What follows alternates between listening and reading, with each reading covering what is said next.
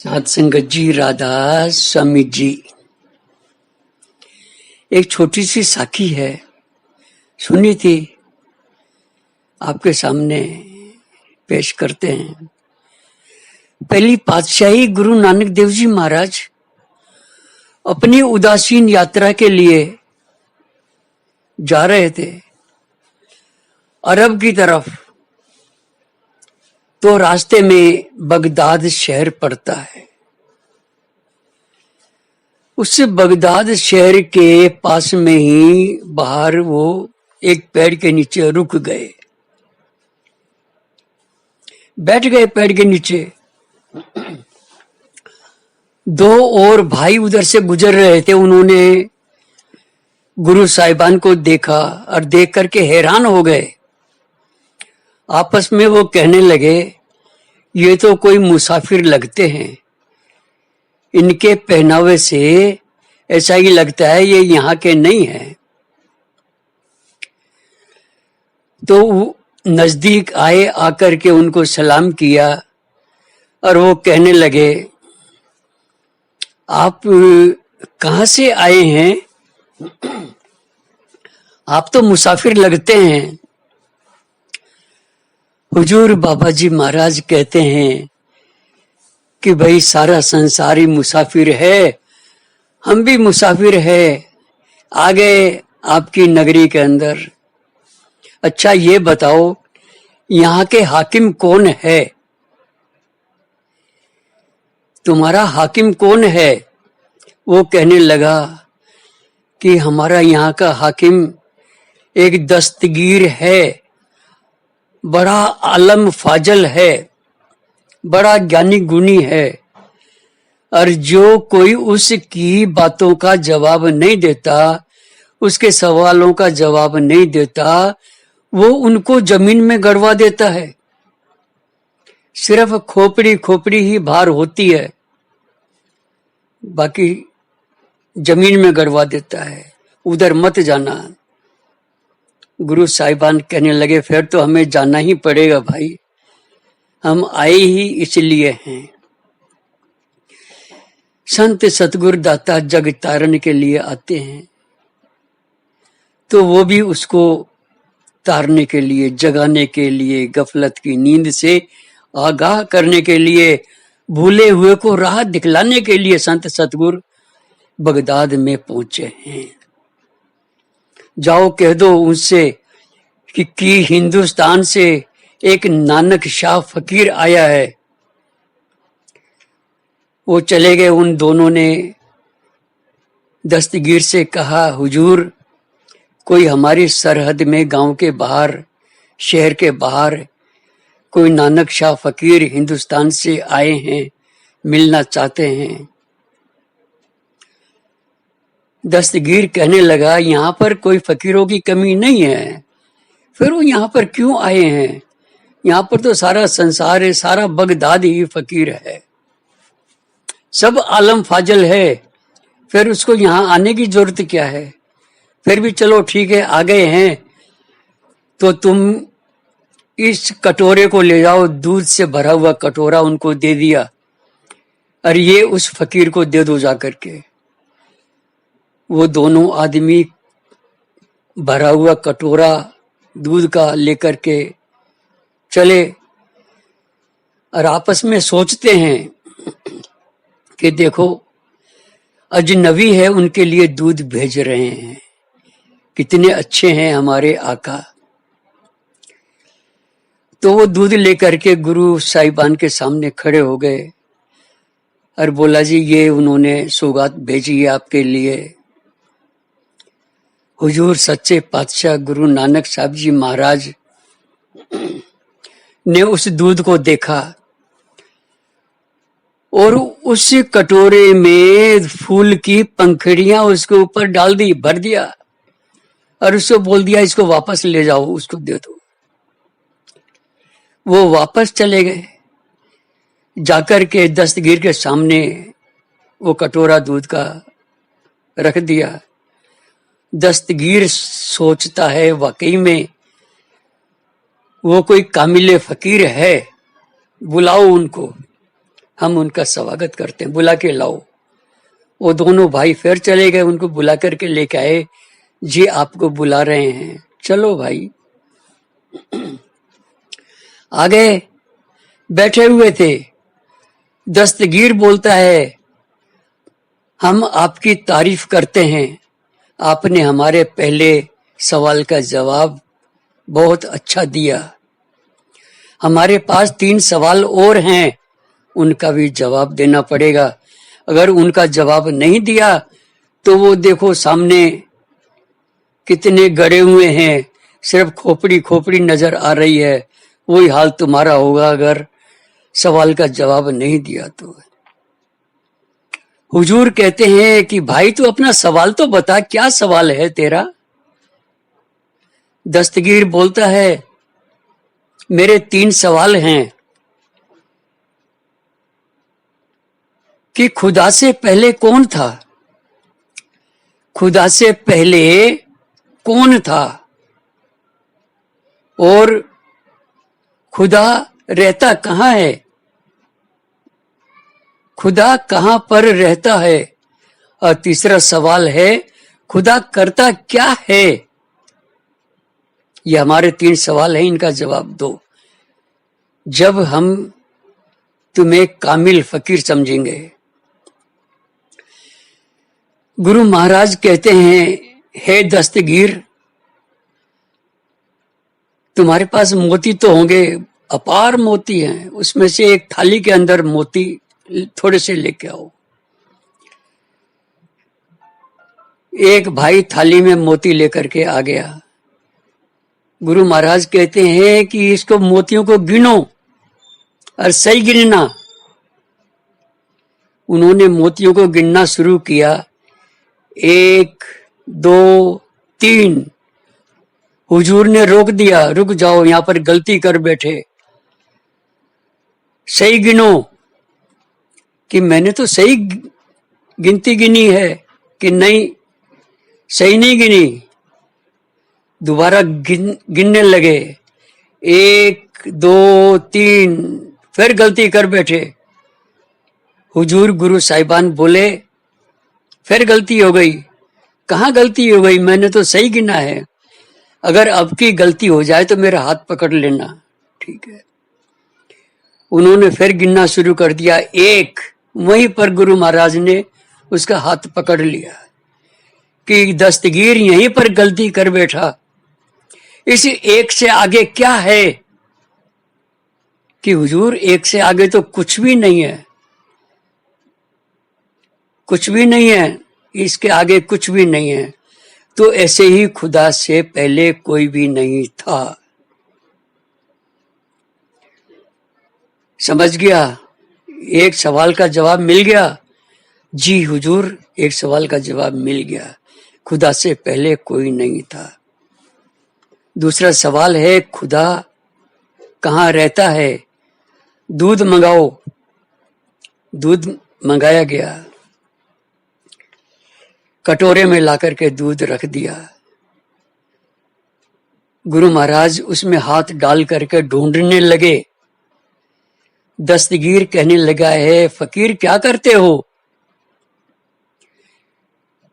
गुरु साहिबान कहते हैं कि मैं इसमें से घी ढूंढ रहा हूं। दस्तगीर बोलता है, घी ऐसे थोड़ी मिलेगा। तो कैसे मिलेगा? उसको उबालना पड़ेगा, फिर जमाना पड़ेगा, फिर मथना पड़ेगा। ऐसे ही जो खुदा है इस दूध के कण कण के अंदर है, कण कण में दूध में समाया हुआ है वो घी। मगर वो जोग जुगत से ही घी निकलेगा। एक जगह कहते हैं कबीर जी महाराज, जोग जुगत से रंग महल में पिया पायो अनमोल रे। वो जोग जुगत से ही निकलेगा। तुम उस जोग जुगत को अपने घर के अंदर, अपने घट के अंदर खोजो, वो तुम्हें मिलेगा। ये सवाल भी समझ में आ गया? हाँ हुजूर, यह भी समझ में आ गया। तीसरा सवाल है, खुदा करता क्या है? गुरु महाराज कहने लगे, सवाल करने वाला कौन होता है और जवाब देने वाला कौन होता है? कि हुजूर, जवाब देने वाला तो हमेशा ऊपर ही बैठता है। तो तुम नीचे आ जाओ, फिर मुझसे सवाल करो, मैं जवाब दूंगा। वो भी नीचे उतर गया, जहां पर गुरु साहिबान खड़े हुए थे वहीं पर बैठ गया और वो उसकी जगह पे जाके बैठ गए। हुजूर उसकी गद्दी पे जाके बैठ गए और फिर कहने लगे कि दस्तगीर, खुदा ये करता है,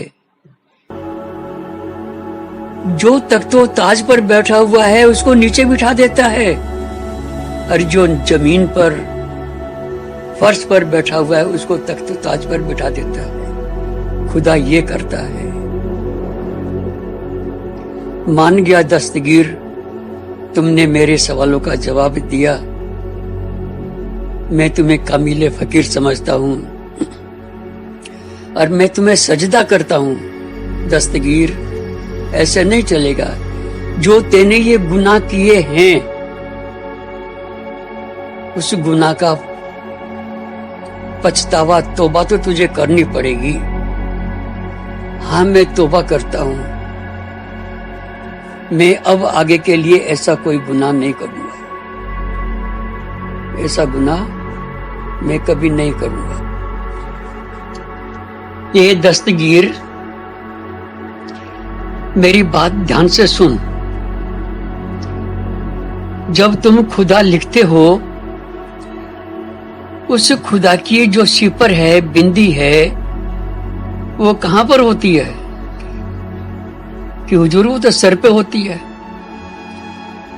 सर पे होती है जब ही खुदा बनता है। अगर वो बिंदी अगर नीचे रख दी जाए तो क्या बन जाएगा? वो जुदा बन जाएगा। हम सब उस खुदा से जुदा हैं। लिखने वाले लिखते हैं कि नुक्ते के हेर फेर में मैं तुमसे जुदा हुआ। नुक्ता जो रखा सर पे, जुदा से खुदा हुआ। ये जो नुक्ता है ना, हमारा ख्याल है। अगर वो नुक्ता हमारे आंखों के ऊपर आ जाए, तीसरे तिल पर, तो हम जुदा से खुदा बन जाते हैं। अगर वो बिंदी, वो नुक्ता अगर नीचे लगा दिया जाए तो जुदा हो जाता है। उसी नुक्ते को, उसी बिंदी को अगर सर पर रख दिया जाए तो वो खुदा बन जाता है। हमारा ख्याल भी आंखों से नीचे नीचे फैल रहा है। ये ध्यान के द्वारा इस नुक्ते को ऊपर तीसरे तिल पर, आंखों पर लेकर के आना है। जब जाके हमारा काम बनेगा। असली मकसद यही है जिंदगी का। मानव जन्म का लाहा भी यही है। आगे देखो, गुरु महाराज हमें एक छोटा सा शब्द समझाते हैं। पर्दा है तू खुद को जरा देख तो ले। खुद का पर्दा है तू खुद को जरा देख तो ले। खुद के पर्दे में तेरे खुद है खुदा, देख तो ले। खुद का पर्दा है तो खुद से जो दूर रहे, हक से वो दूर रहे।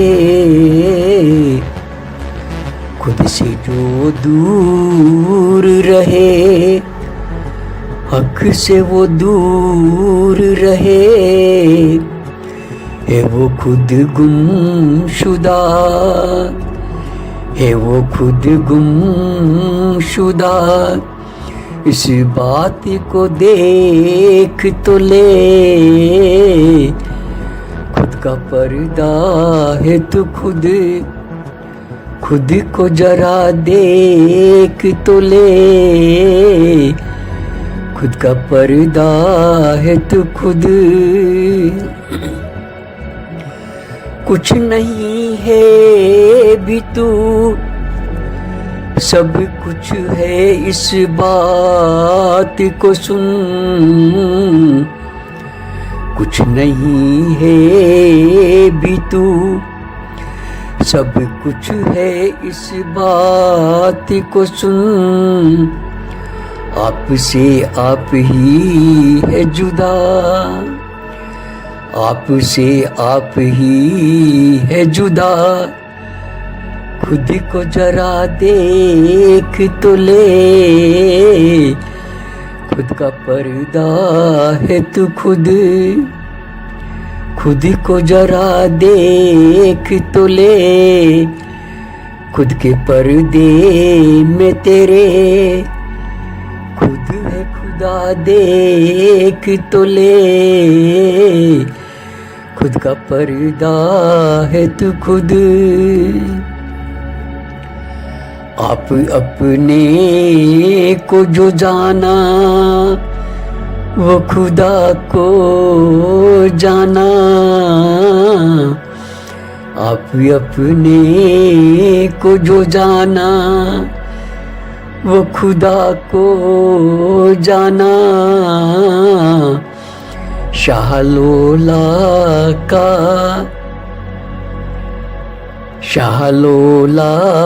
का इरशाद है क्या देख तो ले।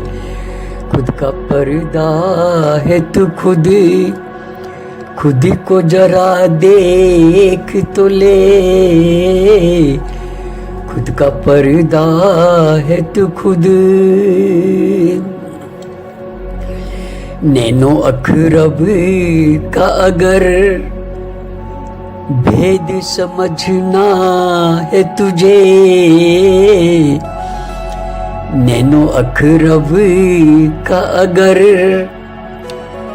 भेद समझना है तुझे। अपनी शाहरग की तरफ, अपनी शाहरग की तरफ ध्यान लगा देख तो ले। खुद का पर्दा है तू खुद को जरा देख तो ले। खुद के पर्दे में तेरे खुद है खुदा देख तो ले। खुद का पर्दा है तू खुद। गर खुदा से मिलना है तो खुद से मिल ले। गर खुदा से मिलना है तो खुद से मिल ले। आप अपने को जरा, आप अपने को जरा आँख उठा देख तो ले। खुद का पर्दा है तू खुद को जरा देख तो ले। खुद का पर्दा है तू खुद। नफ्से वक्त आज ही है दीदार खुदा का गोशी। नफ्से वक्त आज ही है दीदार खुदा का गोशी। अपनी सूरत को जरा, अपनी सूरत को जरा आईना बना देख तो ले। अपनी सूरत को जरा आईना बना देख तो ले।